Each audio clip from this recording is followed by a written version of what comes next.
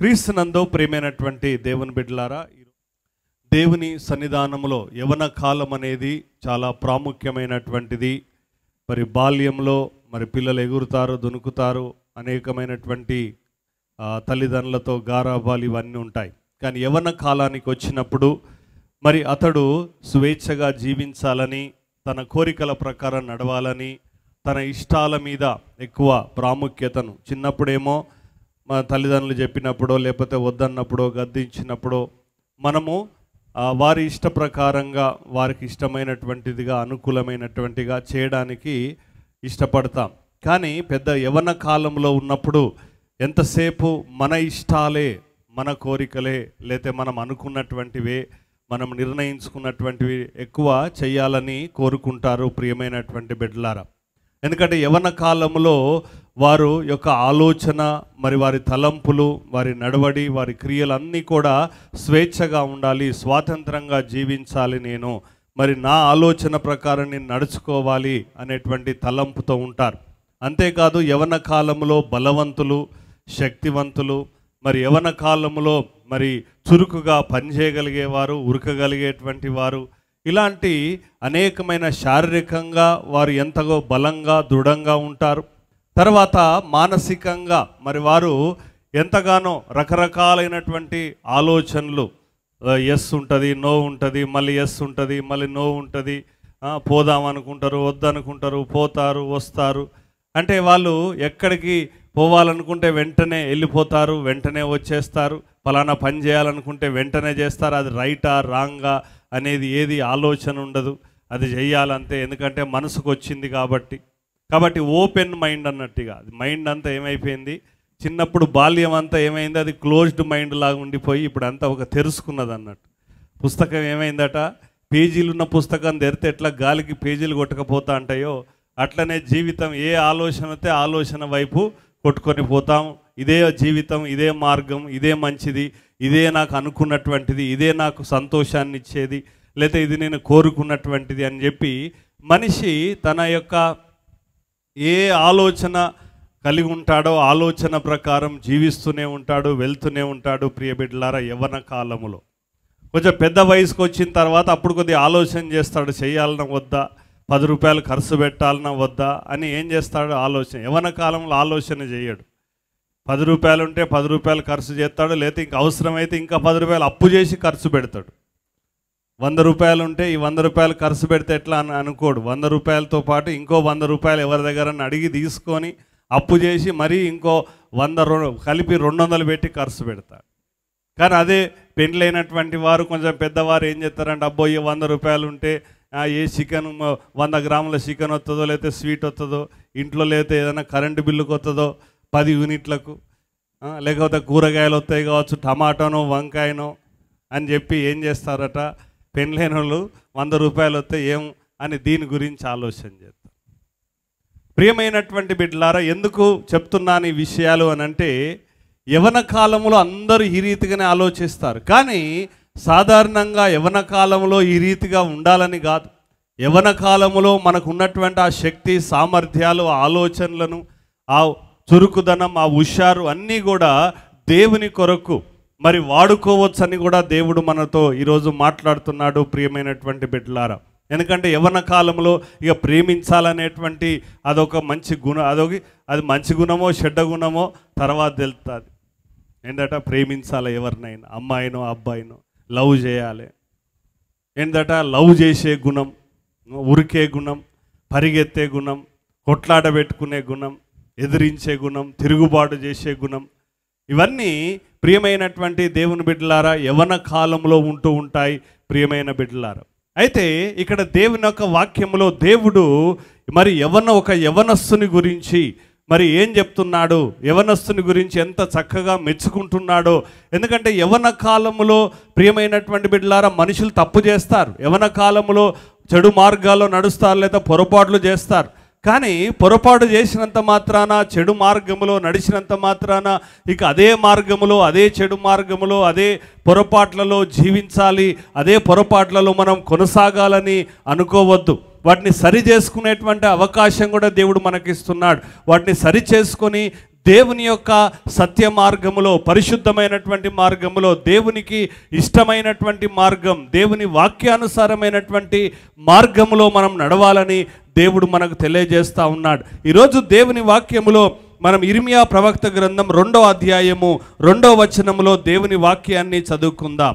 ఇర్మియా దేవుని యొక్క వాక్యం అతనికి ప్రత్యక్షమైనప్పుడు, ఇర్మియా చాలా యవ్వన కాలములో మరి దేవుని కొరకు పిలువబడినటువంటి ప్రవక్త. ప్రియమైనటువంటి బిడ్డలారా, చాలా చిన్న వయసులో అతడు దేవుని కొరకు మరి ఏర్పాటు చేయబడినటువంటి వ్యక్తి. అతడి యొక్క యాజకుని యొక్క కుమారుడు. దేవుని యెరూషలేములో దేవాలయంలో యాజకత్వం చేస్తున్నటువంటి ఒక యాజకుని కుమారుడు ఆయన.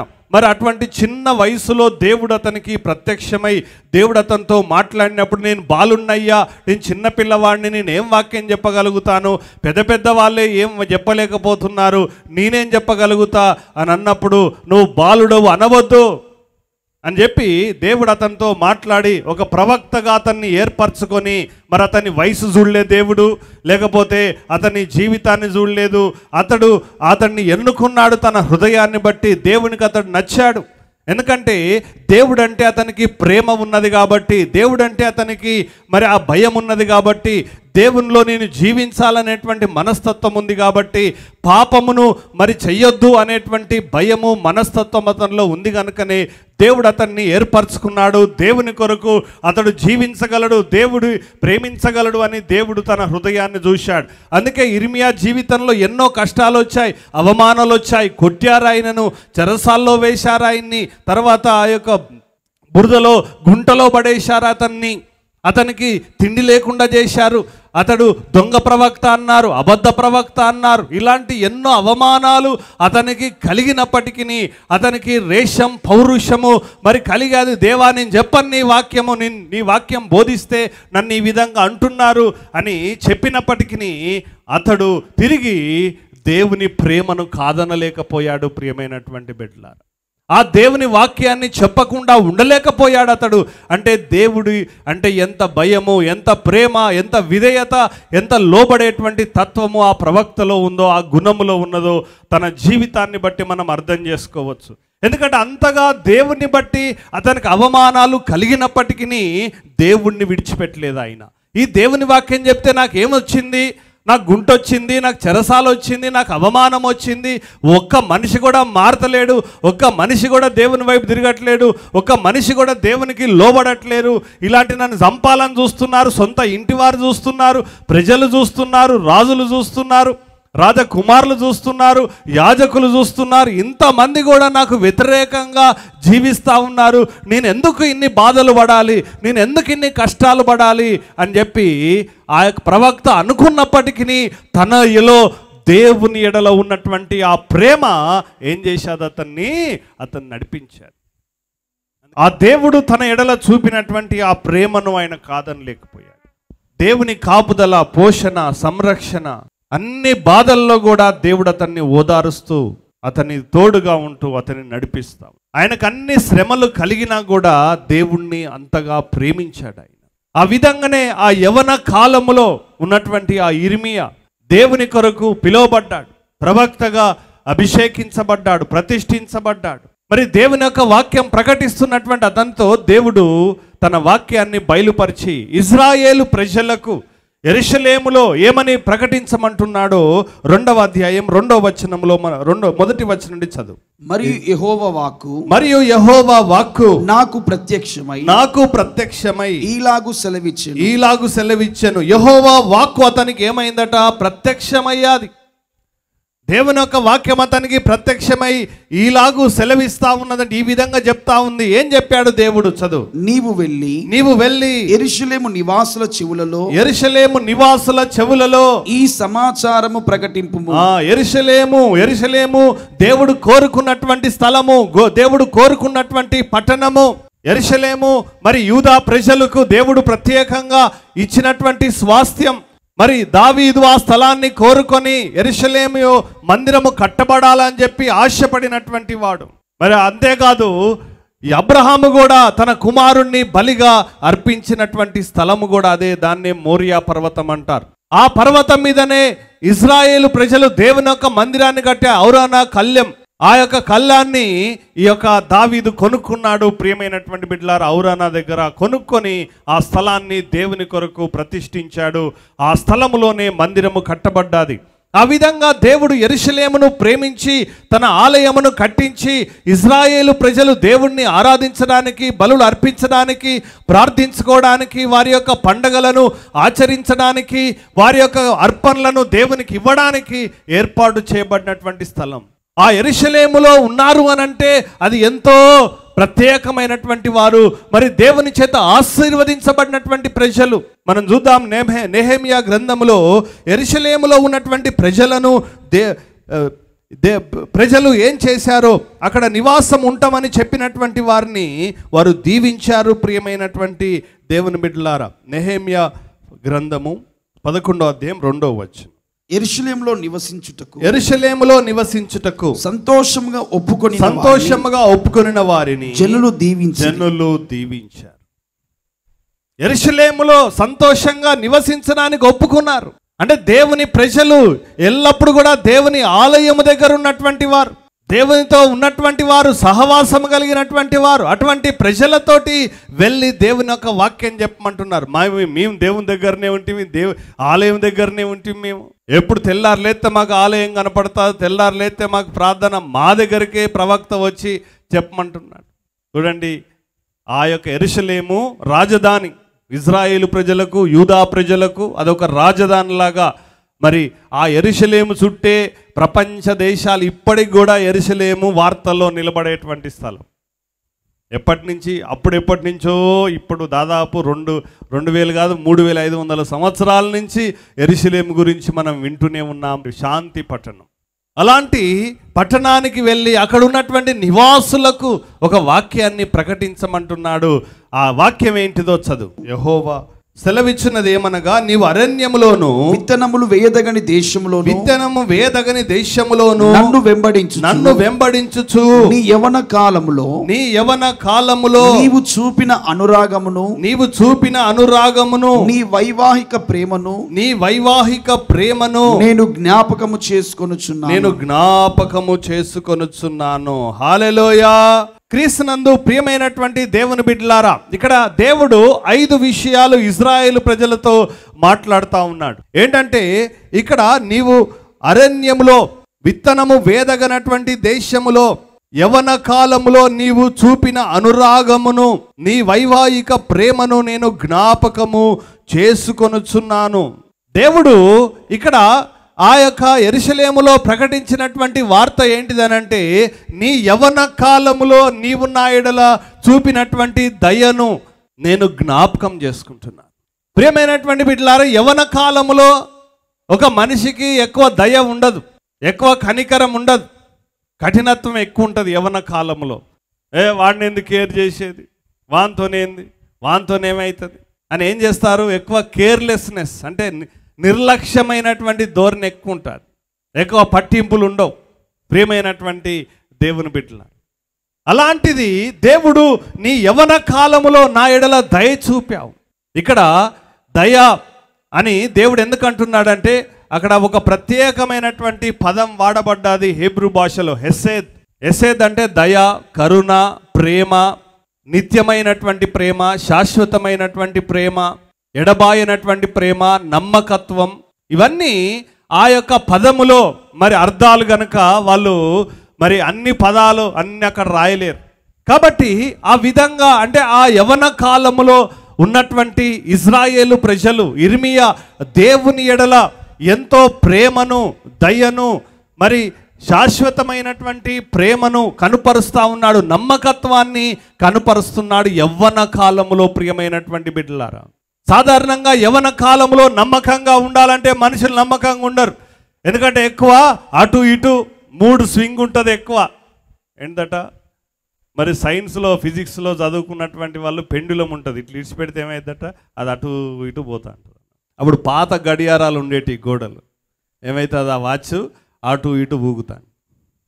అట్లాగే యవన కాలంలో ఉన్న వాళ్ళకి కూడా ఏమైందట, అప్పుడే బిర్యానీ అంటారు, అప్పుడు వద్దులే బిర్యానీ తర్వాత అంటారు, అప్పుడే బయటికి పోదామంటారు, మళ్ళీ అప్పుడు ఇప్పుడు వద్దులే తర్వాత పోదాం అంటే ఏమైతుంది, ఒక స్థిరమైనటువంటి నిర్ణయం, స్థిరమైనటువంటి ఆలోచన ఉండనటువంటి వారు. కానీ ఇక్కడ దేవుని వాక్యం ఏం చెప్తున్నదంటే యవ్వన కాలంలోనే ఆ ప్రజలు, ఇర్మియా ఇక్కడ ముఖ్యంగా ఎవరితో మాట్లాడుతున్నాడంటే ఇజ్రాయేలు ప్రజలతో మాట్లాడుతున్నటువంటి వాక్యం ఇది. అంటే ఇజ్రాయేలు ప్రజలు యవ్వన కాలములో దేవుని ఎడల ప్రేమ కలిగినటువంటి వారు, దయ కలిగినటువంటి వారు, వైవాహికమైనటువంటి ప్రేమ. మనకు ప్రేమను దేంతో పోలుస్తున్నాడు? ఎలాంటి ప్రేమ అంటే వివాహమైనటువంటి, అంటే ఒక భార్య భర్తల మధ్యలో ఉన్నటువంటి ఒక నమ్మకమైనటువంటి ప్రేమ, ఒకరి ఎడల ఒకరు నమ్మకత్వము కలిగినటువంటి ప్రేమతో దేవుడు ఆ ఇర్మియా యొక్క ప్రేమను, ఇజ్రాయేలు ప్రజల యొక్క ప్రేమను కనుపరుస్తున్నాడు. ఎందుకంటే వివాహ జీవితంలో ఎక్కువ కావాల్సింది ప్రేమ అయినప్పటికీ నమ్మకమైనటువంటి ప్రేమ కావాలి. స్నేహితుల మధ్యలో ప్రేమ ఉంటుంది, తల్లిదండ్రులు పిల్లల మధ్యలో ప్రేమ, తండ్రి కుమారులు కుమార్తెల మధ్యలో ప్రేమ. ఈ విధంగా మరి దేవునికి మన ఎడల ఉన్నటువంటి ప్రేమ, భార్యాభర్తల మధ్యలో ఉన్నటువంటి ప్రేమ. ప్రియబిడ్డలారా, అంటే దేవుడు ఆ భార్యాభర్తలు ఎక్కువగా కలిసి జీవిస్తారు. మరి ఎక్కువ ఒకరి ఎడల ఒకరు ప్రేమను, నమ్మకత్వాన్ని, దయను, ఒకరి ఎడల ఒకరు సహకారాన్ని, సహాయాన్ని, మరి ఒకరికి చేయగలిగేటువంటిది వాళ్ళకు ఒకరొకరు ఎంతగానో సహకరిస్తూ జీవిస్తారు. ప్రియబిడ్డలారా, ఆ వైవాహికమైనటువంటి ప్రేమగా దేవుడు ఇశ్రాయేలు ప్రజలకు తనకు ఉన్నటువంటి ప్రేమను వర్ణిస్తూ ఉన్నాడు, పోలుస్తున్నాడు వారి యొక్క ప్రేమను. హోషేయ గ్రంథం కూడా మనం చదివితే అక్కడ దేవునికి ఇశ్రాయేలు ప్రజలకు ఉన్నటువంటి సంబంధాన్ని కూడా ఒక భర్తకు భార్యకు ఉన్నటువంటి సంబంధంగా, ఆ నమ్మకమైనటువంటి సంబంధంగా, ఒక నిబంధనతో కూడినటువంటి ప్రేమగా, సంబంధంగా దేవుడు పోలుస్తున్నాడు. ఇక్కడ దేవుడు ఎందుకు మరి ఇశ్రాయేలు ప్రజలను ఇక్కడ పోలుస్తున్నాడనంటే వారు బాలుడై ఉన్నప్పుడు ఐగుప్తులో ఉన్నారు. అంటే ఇశ్రాయేలు ప్రజలు ఇంకా దేశముగా కాలేదు. ఇశ్రాయేలు ప్రజలు ఏ విధంగా ఉన్నారు? ఐగుప్తులో ఉన్నప్పుడు వారు చాలామంది విస్తరించినప్పుడు, అయినా విస్తరించినప్పటికీ వాళ్ళు ఇంకా పిల్లలే, దేవుణ్ణి ఎరగనటువంటి వారే. సరిగా దేవుని ఆజ్ఞలు కట్టడలు ఇక ఏమి వారికి లేవు.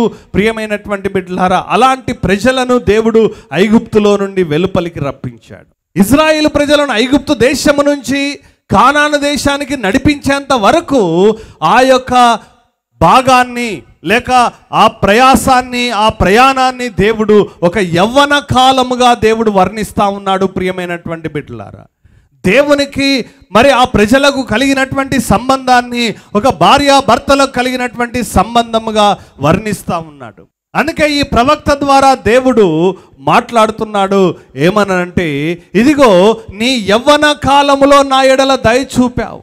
40 సంవత్సరాల వారి జీవితంలో అనేకమైనటువంటి కోపాలు వచ్చాయి, ఆవేశాలు వచ్చాయి, సనిగారు, దేవుని మీద తిరుగుబాటు చేశారు, విగ్రహారాధన చేశారు, మాకు తిండి లేదని సనిగారు దేవుని మీద, మోషే మీద, అహరోను మీద తిరుగుబాటు చేసినటువంటి ప్రజలు. అయినా దేవుడు ఏమంటున్నాడు అంటే, వారు నా ఎడల చూపినటువంటి దయను నేను జ్ఞాపకం చేసుకుంటున్నాను. ప్రియమైనటువంటి దేవుని బిడ్డలారా, ఎందుకు దేవుడు ఆ మాట అంటున్నాడంటే, వాళ్ళు విగ్రహారాధన చేశారు, కానీ ఏమడిగారు? క్షమాపణ అడిగి దేవుని వైపు తిరిగారు. వాళ్ళు దేవుణ్ణి విడిచిపెట్టలేదు. మాకు ఈ దేవుడు అవసరం లేదని ఐగుప్తుకు వెళ్ళలేదు వాళ్ళు. దేవుడు ఎప్పుడైతే వారిని శిక్షించాడో, గద్దించాడో, మోషే ద్వారా వారితో మాట్లాడాడో, వారి యొక్క తప్పును ఒప్పుకున్నారు. మేము తప్పు చేశాం, మేము విగ్రహారాధన చేశాం, మేము పాపము చేశాం, మేము దేవునికి విరోధమైనటువంటి కార్యము చేశామని వారి పాపం విషయమై పశ్చాత్తాపపడినటువంటి వారు. ప్రియమైనటువంటి దేవుని బిడ్డలారా, ఎందుకంటే యవ్వన కాలములో పశ్చాత్తాపపడే మనసు ఉండదు. యవ్వన కాలంలో తప్పు చేశామనేటువంటి ఆలోచన మనస్సు వారికి కలగదు. ఎప్పుడు వాళ్ళు ఎంతసేపు నేనేం తప్పు చేయలేదు, నాలో ఏం తప్పు లేదు, ఇది కూడా తప్పేనా, తాగితే తప్ప, వ్యభిచారం చేస్తే తప్ప, అబద్ధాలు ఆడితే తప్ప, దొంగతనం చేస్తే తప్ప, వాళ్ళు ఎన్నో పొరపాట్లు చేస్తారు. కానీ వారు పశ్చాత్తాపపడరు, మారు మనసు పొందరు, దేవుని వైపు తిరిగరు. ప్రియమైనటువంటి దేవుని బిడ్డలారా, యాకోబు పొరపాట్లు చేశాడు, కానీ దేవుణ్ణి పట్టుకున్నాడు. అయ్యా, నువ్వు నన్ను కొట్టినా, చంపినా, ఏం చేసినా, నువ్వు ఏదన్నా చేయి, నాకు మాత్రం నువ్వు కావాలి, నన్ను దీవించాలి ప్రభు అని. ప్రియమైనటువంటి బిడ్డలారా, ఆ విధంగా ఇశ్రాయేలు ప్రజలు కూడా దేవుణ్ణి ఎన్నో పర్యాయాలు విడిచిపెట్టినటువంటి వారు, దేవునికి విరోధమైనటువంటి పనులు చేసినటువంటి వారు. కానీ దేవుడు వారిని గద్దించినప్పుడు, దేవుడు వారిని హెచ్చరించినప్పుడు, శిక్షించినప్పుడు, అయ్యో దేవా మమ్మల్ని కరుణించు. దేవుని మీద జనిగారు. దేవుడు ఏం చేశాడట, వాళ్ళకు అగ్నిని పంపాడు. ఒక మూలకు అగ్ని అంటుకున్నది, అగ్ని కాలుతూనే ఉన్నది, గుడారాలన్నీ గాలిపోతా అంటే మోషే దగ్గరికి పరిగెత్తుకొని వచ్చి, అయ్యా తప్పైంది మమ్మల్ని క్షమించండి. పాములు పంపాడు దేవుడు, పాములు కాటేం, అయ్యా మాది తప్పైంది అయ్యా క్షమించండి అన్నారు. యుద్ధంలో అపజయం వచ్చింది, అయ్యా తప్పైంది మమ్మల్ని క్షమించండి అయ్యా. అంటే వాళ్ళు ఏం చేశారు, వెంటనే వారి పొరపాట్లను తెలుసుకొని పశ్చాత్తాపపడి, అయ్యో మేము పొరపాటు చేశాం మమ్మల్ని క్షమించండి అయ్యా అని చెప్పి దేవుని వైపు తిరిగి దేవుని కొరకు లేక దేవుని దగ్గరికి పరిగెత్తుకొని వచ్చి, మోషే దగ్గరికి పరిగెత్తుకొని వచ్చి, అయ్యా మా కొరకు ప్రార్థన చేయి. అందుకే దేవుడు ఏమంటున్నాడు అని అంటే, సరే మీరు అప్పుడు చేశారు కానీ నా వైపు తిరిగారు, నన్ను అంటు పెట్టుకున్నారు, నాతో నడిచారు, మీరు నన్ను విడిచి తిరిగి ఐగుప్తుకు వెళ్ళిపోలేదు, లేదా ఇతర దేశాలకు వెళ్ళిపోలేదు, కానీ నేను నడిపించినటువంటి మార్గంలో మీరు నడిచారు. అందుకే దేవుడు వారిని 5 విషయాల్లో మెచ్చుకుంటున్నాడు. ప్రియమైనటువంటి దేవుని బిడ్డలారా, మొదటిది మనం దేవుని యొక్క వాక్యములో చదువుకుందాం. దేవుడు 5 విషయాల్లో ఏంటంటే, మొట్టమొదటిది నీ యవ్వన కాలములో నీవు నా ఎడల చూపినటువంటి దయ. ఈ రోజు యవ్వన కాలములో నువ్వు చేసినటువంటి పనులు దేవునికి జ్ఞాపకార్థంగా ఉన్నాయా, లేక దేవునికి అసహ్యంగా ఉన్నాయా? నీ యవ్వన కాలంలో నువ్వు ఏ విధంగా జీవిస్తున్నావు? దేవుణ్ణి సంతోషపెట్టే విధంగా చేస్తున్నావా? దేవుడు నువ్వు చేసిన పనులను జ్ఞాపకం చేసుకునే విధంగా చేస్తున్నాయా? ఎందుకంటే మనం అపోస్తల కార్యం 10వ అధ్యాయము 3వ వచనం అక్కడ చదివితే, ఆ యొక్క కొర్నేలి ప్రార్థనలు దేవుని యొక్క సన్నిధికి జ్ఞాపకార్థంగా చేరాయి. ప్రియ బిడ్డలారా, చదువు. అతడు దూత వైపు తేరి చూచి భయపడి ప్రభువా ఏమని అడిగెను. అందుకు దూత నీ ప్రార్థనలను ధర్మ కార్యములను దేవుని సన్నిధికి జ్ఞాపకార్థముగా ఉన్నవి. హల్లెలూయా. ఏముండాలట? మన పనులు జ్ఞాపకార్థంగా ఉండాలి. కొన్నిసార్లు మనం ఏం చేస్తాం, మన ఎడల మనకున్నటువంటి స్నేహితులు కావచ్చు, లేదా మనకు తెలిసిన వారు కావచ్చు, మనతో ఉన్నటువంటి వారు కావచ్చు, ఏం చేస్తారు, మనకు జ్ఞాపికలను ఇస్తారు, మెమెంటోస్. అవి ఇస్తే ఏం చేస్తామట, మనం గుర్తుపెట్టుకోం. కొంతమందిని మనం మర్చిపోలేం, కొంతమంది చేసిన పనులను మర్చిపోలేం, మేలు మర్చిపోలేం. అంటాం కదా, అబ్బో నీ మేలు ఎన్నడూ నేను మరవను. ఎందుకంటే వాళ్ళు మన ఎడల చూపినటువంటి ఆ దయ కావచ్చు, మన కష్ట స్థితిలో మనల్ని ఆదుకున్నటువంటి వారు కావచ్చు, మనకు సహాయం చేసినటువంటి వారు కావచ్చు, మన భవిష్యత్తుకు మరి పునాది వేసినటువంటి వారు కావచ్చు. ఇలాంటి వారిని సాధారణంగా మనం మర్చిపోం, ఎప్పుడు గుర్తుపెట్టుకుంటాం. ప్రియ బిడ్డలు, వారు ఆ రోజు ఆ సమయంలో మనకు చేసినటువంటి ఆ మేలును, మన ఎడల చూపినటువంటి దయను, మరి ఆకలైనటువంటి స్థితిలో మనకు భోజనం పెట్టచ్చు, డబ్బు అవసరం ఉన్నప్పుడు మనకు సహాయం చేసి ఉండొచ్చు, లేకపోతే మనము ఎక్కడికైనా మరి మనకు మంచి అవకాశాలను కోల్పోయేటువంటి సమయంలో మనకు ఏదైనా ఒక సహాయం ద్వారా అవకాశాలను పొందుకోవడానికి సహాయం చేసినటువంటి వారిని మనం మర్చిపోం. ప్రియమైనటువంటి దేవుని బిడ్డలారా, దేవుడు కూడా ఆ యవ్వన కాలంలో ఉన్నటువంటి ఇశ్రాయేలు ప్రజలతో ఏమంటున్నాడంటే, మీరు నా ఎడల దయ చూపారు. దేవునికే దయ చూపారట. వీళ్ళు ఎవరికి దయ చూపారట? దేవుడు సాధారణంగా దేవుడు మనకు దయ చూపుతాడు, కానీ వీళ్ళు ఏం చేశారు, దేవునికే దయ చూపుతున్నారు. అంటే దేవునికే వారు ఆ శాశ్వతమైనటువంటి ప్రేమను, వారు దేవుని మీద దేవుణ్ణి బాధ పెట్టినప్పటికీ, ఆ దేవునికి వ్యతిరేకంగా జీవించినప్పటికీ దేవుణ్ణి మాత్రం విడవలేదు. తిరిగి మాకు దేవుడే కావాలి అని క్షమాపణ కోరుకొని పశ్చాత్తాపడి ఆ యవ్వన కాలంలో దేవుని వెంబడి పరిగెత్తినటువంటి వారు. ప్రియ బిడ్డలారా, మరి ఈరోజు దేవునికి నీ జీవితం జ్ఞాపకార్థంగా ఉందా? నువ్వు ఏం చేసి జ్ఞాపకార్థంగా ఉన్నావు దేవునికి? ఏ పని చేసి? వాక్యం చదువుతున్నావా? ప్రార్థన చేస్తున్నావా? మరి దేవుడేనా కావాలి, దేవుడు లేదు నేను బ్రతకలేను, దేవుడు నా మార్గంలో నేను నడవాలి అని దేవుని వైపు తిరుగుతున్నావా? ప్రియమైనటువంటి దేవుని బిడ్డలారా, నాకు దేవుడు అవసరం లేదు, అబ్బో దేవుడు ఉంటే కష్టం, దేవుడు ఉంటే అబ్బో ఏ పాపం చేయొద్దు, పరిశుద్ధంగా జీవించాలి, దేవుని సన్నిధికి రావాలి, ఇవన్నీ నాతోని కాదు, ఇవన్నీ నాకు కష్టం అని అనుకుంటున్నావా? ప్రియమైనటువంటి దేవుని బిడ్డలారా, దేవుడు దాన్ని ఏ విధంగా పోలుస్తున్నాడంటే ఒక వైవాహికమైనటువంటి జీవితంతో పోలుస్తున్నాడు. మరి కొత్తగా పెళ్ళైనప్పుడు ఏముంటుందమ్మా, ఒకరినొకరు విడువరిగా, ఏది నెల దాకా, సంవత్సరం దాకా ఎప్పుడు ఏం చేస్తారు, అబ్బో నువ్వు మొదట్లో నన్ను పెళ్లి చేసుకున్నప్పుడు ఎప్పుడు నన్ను విడువలే, ఒక్క మాట అనలే, ఒక్క మాట తిట్టలేదు నన్ను, నాకు స్వీట్ తెచ్చినావు, పూలు తెచ్చినావు, బండి మీద తీసుకుపోయినావు, మనం గార్డెన్ పోయినాం, హనీమూన్ పోయినాం, మనం హోటల్ పోయినాం, బిర్యానీ తిన్నాం, హోటల్ పోయి దోశ తిన్నాం, అన్నీ తిన్నాం. ఇప్పుడు హోటల్ లేదు, దోశ లేదు, ఇంట్లోనే దోశలు చేయమంటున్నావు, అప్పుడేమో బయట తినొచ్చినావు ఏంటమ్మా, ఇప్పుడు ఇంట్లోనే స్వీట్ చేయమంటాను. ప్రియమైనటువంటి దేవుని బిడ్డలారా, ఏం చేస్తారట, అప్పటి అన్నీ గుర్తు చేస్తారు. దేవుడు కూడా గుర్తు చేసుకుంటున్నాడు. నువ్వు చేసినవి మర్చిపోడు ఎప్పుడు దేవుడు, నువ్వు చేసిన మంచి పనులు మర్చిపోడు, నువ్వు దేవుని ఎడలు చూపినటువంటి ప్రేమను మర్చిపోడు.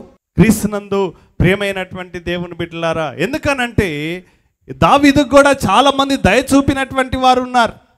దావీదు జీవితంలో శ్రమలు వచ్చినప్పుడు, కష్టాలు వచ్చినప్పుడు అతని ఎడల ఎంతోమంది దయ చూపారు, అతన్ని ఆదుకున్నటువంటి వారు ఉన్నారు, సహాయం చేసినటువంటి వారు ఉన్నారు, భోజనం పెట్టిన వారు ఉన్నారు, అతను కష్టస్థితిలో ఉన్నప్పుడు అతనికి మేలు చేసినటువంటి వారు ఉన్నారు, అతనితో నమ్మకంగా జీవించినటువంటి వారు ఉన్నారు. ప్రియమైనటువంటి దేవుని బిడ్డలారా, ఇక్కడ కూడా దేవుడు అదే విషయాన్ని ఈరోజు చెప్తున్నాడు. ఈ లోకములో ఎంతోమంది మోసం చేసేవారు ఉంటారు, కానీ మరి నీవు ఏ రీతిగా ఉన్నావు? దేవుని ఎడల మోసం చేసేవాడిగా ఉన్నావా, లేక దేవుని ఎడల ప్రేమ కలిగినటువంటి వాడుగా ఉన్నావా? మనిషి జీవితంలో పొరపాటు చేస్తారు, మరి అనుకోకుండా జరుగుతాయి, కొన్నిసార్లు కావలసుకొని జరుగుతాయి, కొన్నిసార్లు జీవితంలో చేసినటువంటి పొరపాటును బట్టి దేవుణ్ణి మనం విడవద్దు, మర్చిపోవద్దు. ప్రియ బిడ్డలారా, దేవుణ్ణి అంటుపెట్టుకునే ఉండాలి, పశ్చాత్తాపడాలి, తప్పును తెలుసుకోవాలి, తప్పును గ్రహించాలి. దేవుని యొక్క ప్రేమను మనం మర్చిపోవద్దు. దేవుడు మన ఎడల చూపినటువంటి ఆ ప్రేమ అనేది ఎల్లప్పుడూ మనం జ్ఞాపకం ఉంచుకోవాలి. హల్లెలూయా. మరి నువ్వేం చేస్తున్నావు? ఈరోజు ఏదైనా జ్ఞాపకం ఉన్నదా? అన్నయ్య మాత్రం జ్ఞాపకం పెట్టుకుంటాం, పలానోళ్ళు తిట్టినాయి, పలానోళ్ళు పలానా టైంలో జ్ఞాపకం ఉన్నది, ఆ రోజు ఆ టైంకి ఇప్పుడు నన్ను ఈ మాట అన్నవు, నన్ను అవి బాగా గుర్తుంటాయి. మనుషులకు ఏముంటాయటమ్మా? అవి బాగా గుర్తుంటాయి. ఎస్పెషల్లీ ఆడోళ్ళకు, భార్యలకు బాగా గుర్తుంటాయి. అది ఎప్పుడో, అది చేసి ఎప్పుడో మర్చిపోతారు, అది ఎప్పటిదో పాతదన్నట్టు, 10 సంవత్సరాల క్రితం, 20 సంవత్సరాల క్రితం. ప్రియమైనటువంటి దేవుని బిడ్డలారా, అలాంటివి కాదు, అన్న మాటలు కాదు మనం జ్ఞాపకం ఉంచుకోవాల్సింది. దేవుడు అలాంటి మాటలు జ్ఞాపకం ఉంచుకోడు. దేవుడు క్షమించాడంటే మర్చిపోతాడు, నీ పాపాన్ని తీసేస్తాడు. కానీ దేవుడు ఈరోజు నీవు చేసినటువంటి మేలును జ్ఞాపకం చేసుకుంటున్నాడు.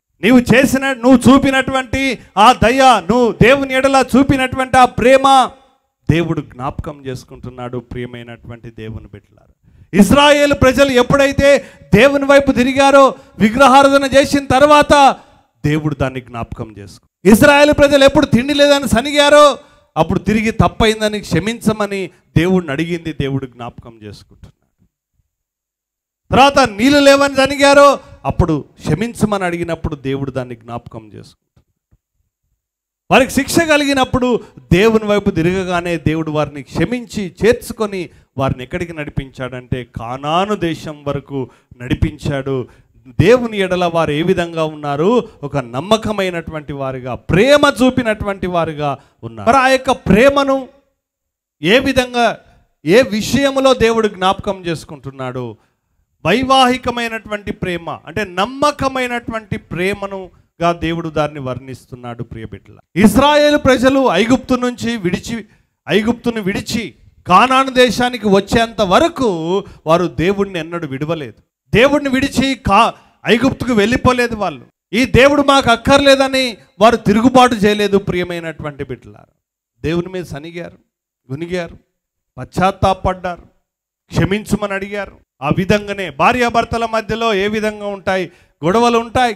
ప్రియమైనటువంటి దేవుని బిడ్డలారా, గొడవలు అవుతాయి, అనుకుంటారు, మాట్లాడని అంటారు, ఇక వెళ్ళిపోతానంటారు, బట్టలు చదువుకుంటారు, కస్సు బుస్సు అని, బస్సు ఫ్రీ కదా ఇప్పుడు, బస్సు ఎక్కి పుట్టింటికి వెళ్ళిపోతారు. నేను అస్సలే రాను.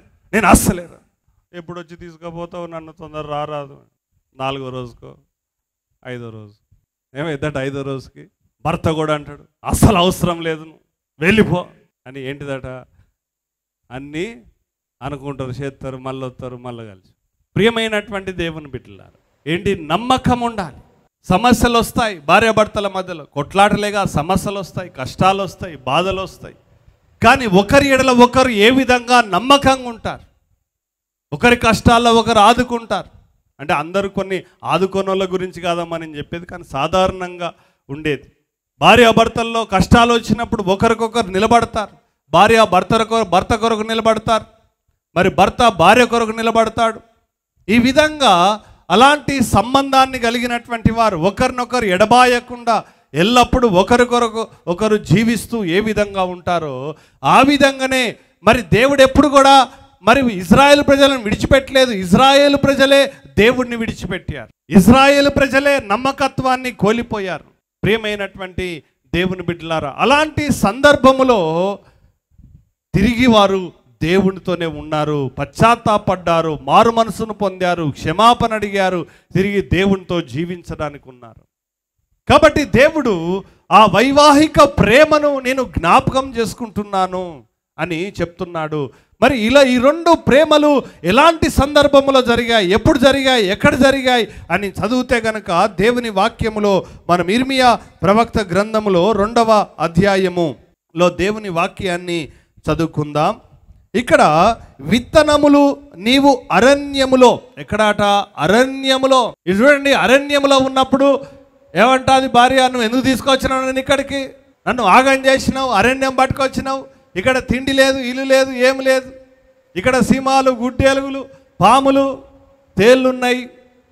ఎందుకంటే కష్టాల్లో అరణ్యం అంటే ఏముండదమ్మా, అక్కడ తినటానికి ఉండదు, ఉండడానికి ఉండదు. అంత పచ్చదనం ఉన్నప్పటికీ ఏముంటాయి అరణ్యంలో, ఇలాంటి భయం, క్రూర మృగాలు ఉంటాయి. అలాంటి సందర్భంలో ఒక వ్యక్తితో ఉండాలి అని అంటే, ఆ వ్యక్తి అక్కడికి తీసుకుపోయినప్పుడు ఉండాలనంటే ఏమొస్తాయి, ఇక్కడ ఏం లేదు.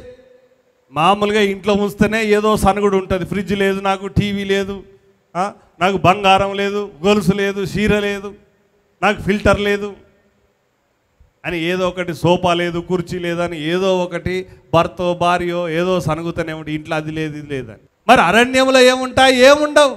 అక్కడ ఏమి సౌకర్యాలు ఉండవు అరణ్యంలో, అక్కడ అన్ని కష్టాలే ఉంటాయి.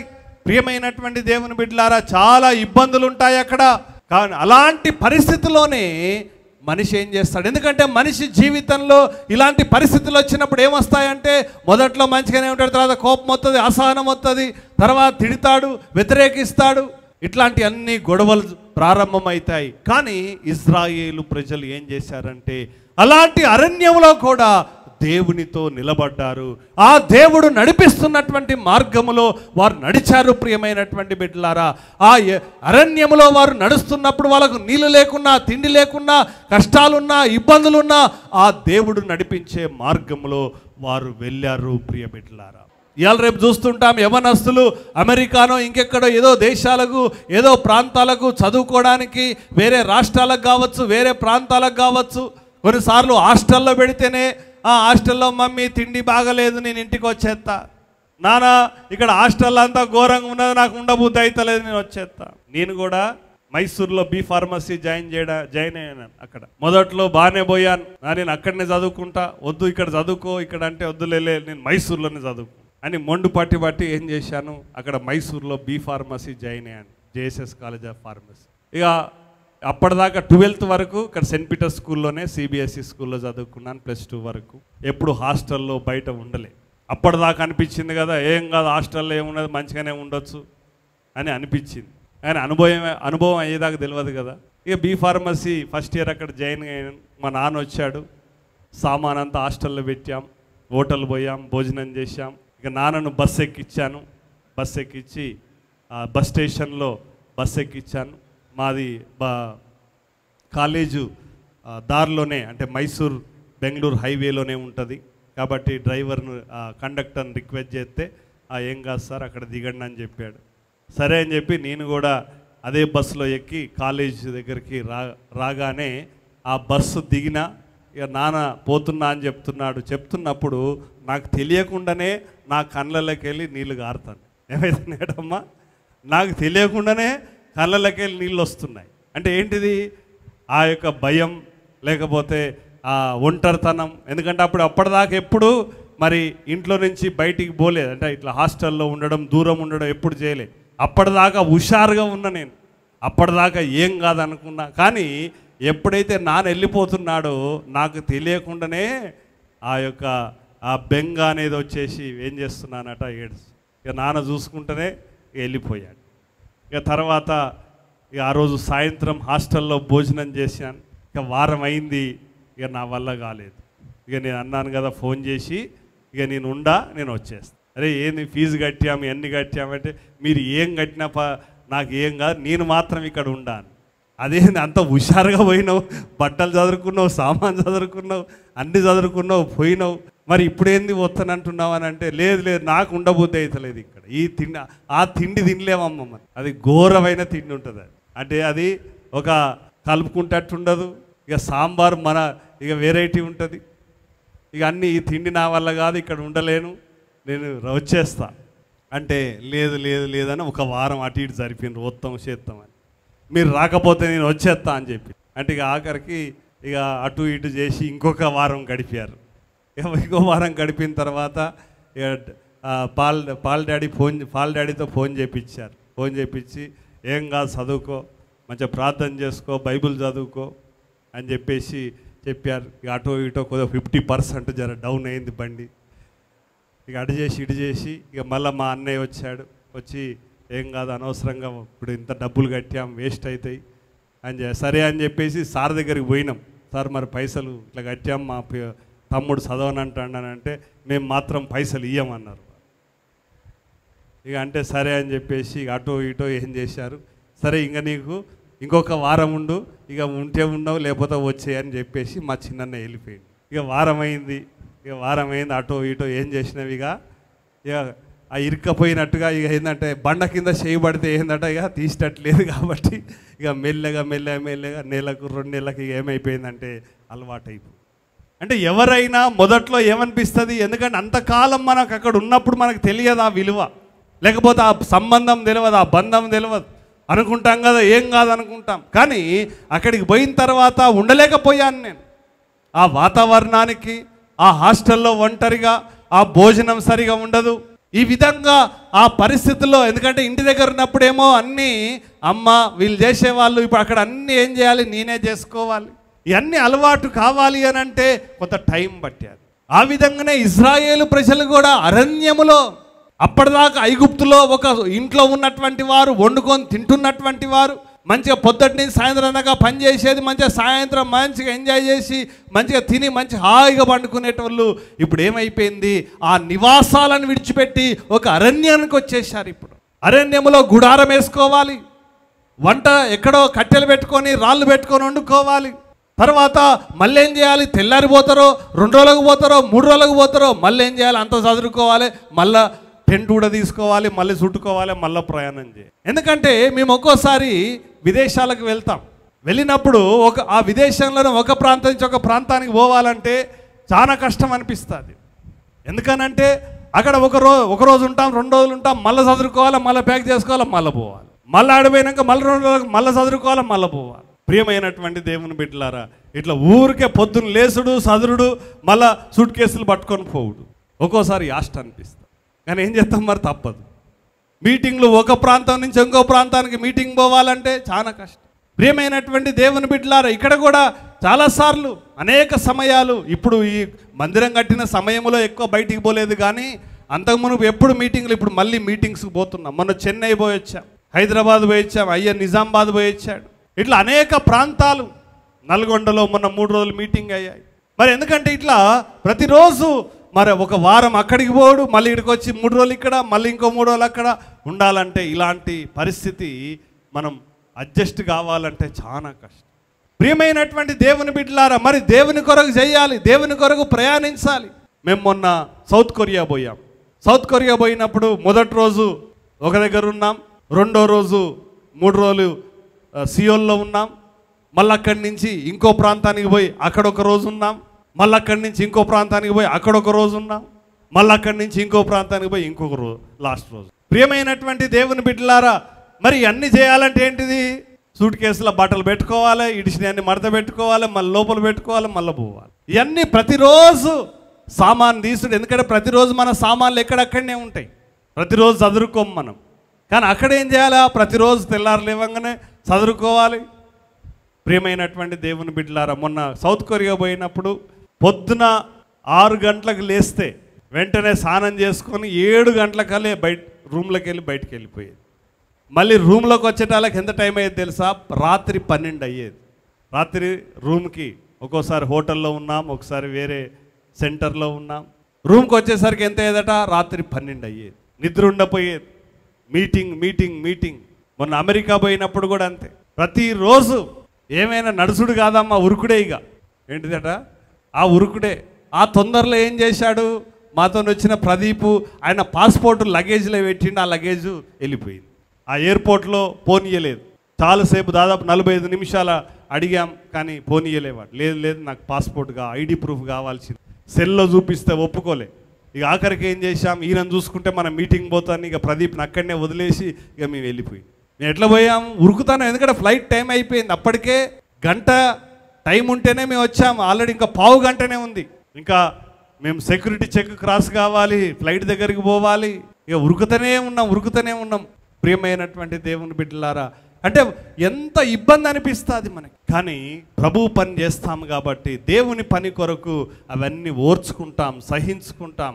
కష్టమైన, నష్టమైన, బాధ కలిగిన, ఇబ్బంది అయినా ఏమనిపిస్తుందంటే ప్రభు కొరకు అవన్నీ చేయడానికి ఇష్టపడతాం. ప్రియమైనటువంటి దేవుని బిడ్డలు, ఎందుకు ఈ మాట చెప్పానంటే, మైసూర్కి వెళ్ళినప్పుడు మొదట్లో నాకు చాలా ఇబ్బంది అనిపించారు.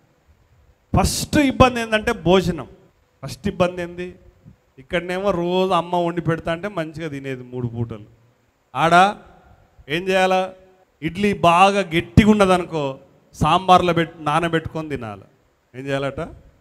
ఇడ్లీ గట్టిగా ఉంటే సాంబార్లో నానబెట్టుకొని తినాలి. మామూలుగా మంచిగా ఉంటే పచ్చడితో తినాలి. ఏం చేయాలట? పచ్చడితో తినాలి. ఇక టెక్నిక్లు అన్నట్టు, కొత్త టెక్నిక్లు అన్నట్టు. అది ఎట్లా, అది టేస్ట్ చేసుకొని, ఒక్కోసారి ఏం టేస్ట్ లేకపోతే ఏం చేస్తాం? కూర, సాంబార్, పెరుగు, రసం అన్నీ కలిపి తినేది. ఏం చేసేదట? కూర కలుపుకునేది, అన్నీ కూర, సాంబార్, రసం, పెరుగు అన్నీ 4 మిక్స్ చేసి ఇక తినేది. ఎందుకు? ఇక అదో కొత్త టేస్ట్. ప్రియమైనటువంటి బిడ్డలారా, తర్వాత అక్కడ ఉండడం అంటే ఇవన్నీ ఎందుకు గుర్తు చేస్తున్నానంటే, ఇజ్రాయేల్ ప్రజలు అరణ్యములో ప్రయాణం చేయడం అంటే ఒక సాధారణ 1 రోజు 2 రోజులు అంటే మనం ప్రయాణం చేయగలుగుతాం. 40 సంవత్సరాలు ఎవరైనా ప్రయాణం చేయగలుగుతారా అమ్మ? మనకు 1 రోజు ప్రయాణం చేయాలంటే యాస్ట్ వస్తుంది. ప్రియమైనటువంటి దేవుని బిడ్డలారా, ఒకసారి మేము చాలా ప్రయాణం చేశాం. చాలా అంటే చాలా ప్రయాణం. ఇక్కడి నుంచి ఢిల్లీ పోయాం, ఢిల్లీ నుంచి షిమ్లా పోయాం, షిమ్లా నుంచి కులు మనాలి పోయాం. అసలు ఆ ప్రయాణము ఇక కులు మనాలికి పోతాంటే ఇక అనిపిస్తుంది కదా, ఇక రూమ్కు పోగానే ఇక చూసో ఏం చూడొద్దు, హాయిగా పోయి పండుకోవాలనిపిస్తుంది మాకు. ఆ ప్రయాణం చేస్తా అంటే యాస్ట్ వస్తుంది. ఆ జీబులో ప్రయాణం చేస్తుంటే ఇక దానికి తోడు ఇక కులు మనాలి ఒక 50 కిలోమీటర్లు ఉందనంగా ఏమైందనంటే రోడ్డు మొత్తం బ్లాక్ అయిపోయింది. ఇంకొక గంట అయితే అడిగి పోతాము, రోడ్డు బ్లాక్ అయిపోయింది. ప్రియమైనటువంటి బిడ్డలారా, 5 గంటల సేపు ఆ వెహికల్లోనే కూర్చుంది. అంటే ఆ ప్రయాణాలు చేస్తే యాస్ట్ వస్తుంది, అలసిపోతుంది శరీరం. చేసి చేసి చేసి ఆ ప్రయాణంలో ఏమనిపిస్తుంది? ఫ్లైట్ జర్నీ మంచిగా ఫ్లైట్లో పోతాంగా, ఫ్లైటే కదా, ఆ ఫ్లైట్ ఊపుతా అంటే వెళ్తా ఉంటుంది. అప్పుడు ఊపేటప్పుడు ఏం తెలియదు ఫ్లైట్, ఎందుకంటే ఆ గాలికి ఆ ఫ్లైట్ ఇట్లా ఊగుతూ ఉంటుంది. అప్పుడప్పుడు అది బాడీని మొత్తం ఏడికాడికి షేక్ చేస్తుంది. ఆ ఊపినప్పుడు ఏం కాదు, మంచిగానే ఉంటాం. దిగేదాకా ఏం ఉండదు, మంచిగానే ఉంటాం. ఇక వచ్చి బెడ్లో పండుకుంటావు చూడు, అప్పుడు ఒళ్ళు నొప్పులు స్టార్ట్ అయ్యింది.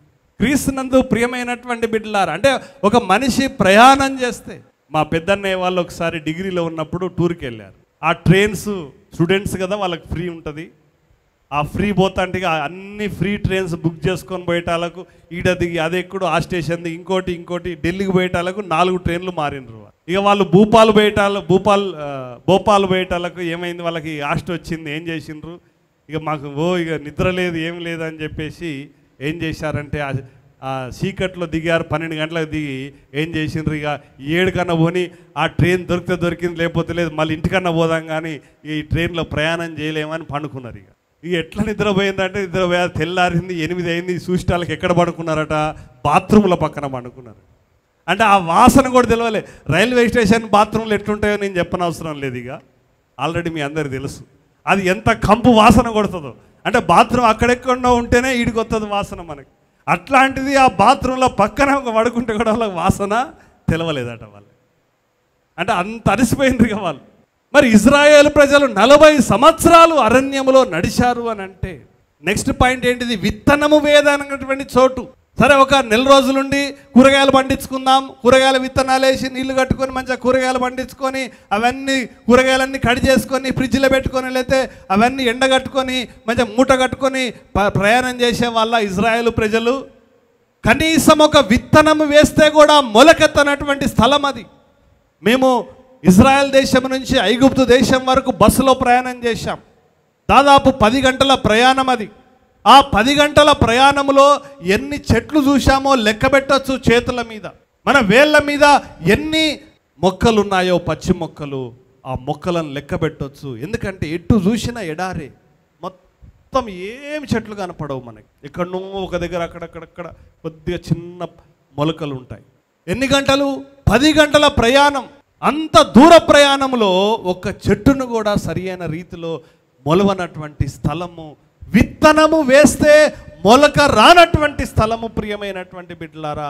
ఎందుకంటే అలాంటి ప్రయాణములో వారు ప్రయాణం చేసి, అలాంటి ప్రయాణములో వారు ముందుకు సాగి ఉన్నారు, ఆ కష్టాలకు ఓర్చుకున్నారు అని అంటే ఒక సాధారణమైనటువంటి పని కాదు. ఎంతసేపు ఇజ్రాయెల్ ప్రజలు తిరుగుబాటు చేశారు, పాపం చేశారనే మనం అనుకుంటాము. కానీ అలాంటి పరిస్థితుల్లో అందరు చేయలేదమ్మా, కొంతమంది చేశారు.